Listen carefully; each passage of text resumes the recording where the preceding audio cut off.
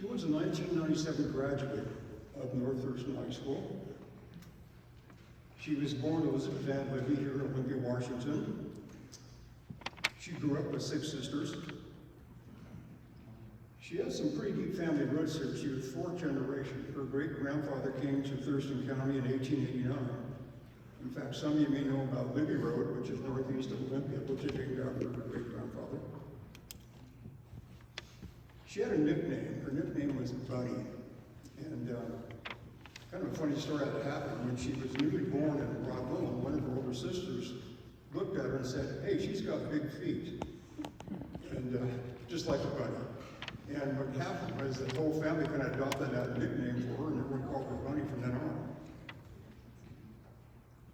She worked her way through the North Thurston school system, going to South Bay Elementary, Chinook Middle School, and of course, North Thurston High School. And in high school, she had various activities and a lot of interests. In fact, her freshman and sophomore years, she did participate in a lot of sports: volleyball, basketball, baseball, even did some diving. She had an arm injury, or actually had arm surgery between her sophomore and junior year, and so it kind of curtailed some of her physical activities, so she went into other interests. She was very active in the French club. In fact, she spoke French very well.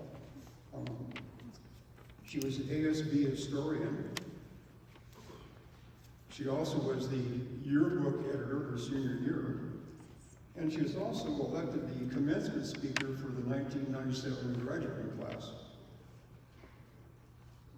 After graduating from North Thurston High School, she went on to attend the University of Washington, and she graduated in 2002 with 2 degrees, one in communications and also one in political science. She didn't stay in Washington very long after graduating from college. She moved to Florida, Miami, Florida, to help her sister with her 2 nephews and 1 niece. In fact, she almost came and said her mother to them. And she was a very active person. In fact, while she was in Miami, she joined a running club and participated in some half marathons and some marathons. And in 2008, she actually ran the New York City Marathon. She met her husband, John White, in Florida, and she was the mother of 2 children, a son and a daughter, who currently live in Florida. In 2017, she was diagnosed with stage 3 breast cancer.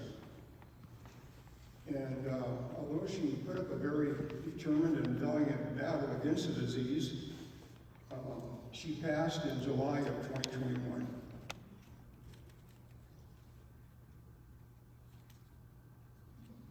Being the fact that she liked the outdoors and the Pacific Northwest, her wishes were to have her ashes spread at Mount Rainier. And in 2022, her ashes were spread at Mount Rainier. And she was just a great individual. In fact, in the obituary she had in Florida, this is what it read: "There are not enough words in the dictionary to describe Elizabeth's dynamic and charismatic spirit and personality.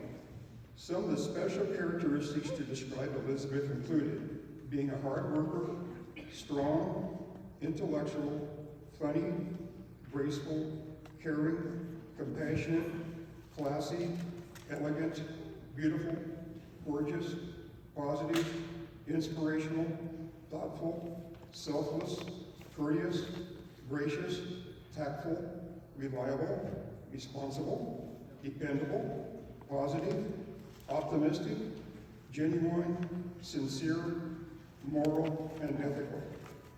Elizabeth was an independent woman that cared deeply about equality, fairness, social, political issues, and the environment." Now, the scholarship fund was founded by her family members to sort of honor her legacy, and I know she'd be very proud to know that there was one set up in her name. The recipient of the Elizabeth Libby White Scholarship this year goes to Dana Troya in the amount of $2,500.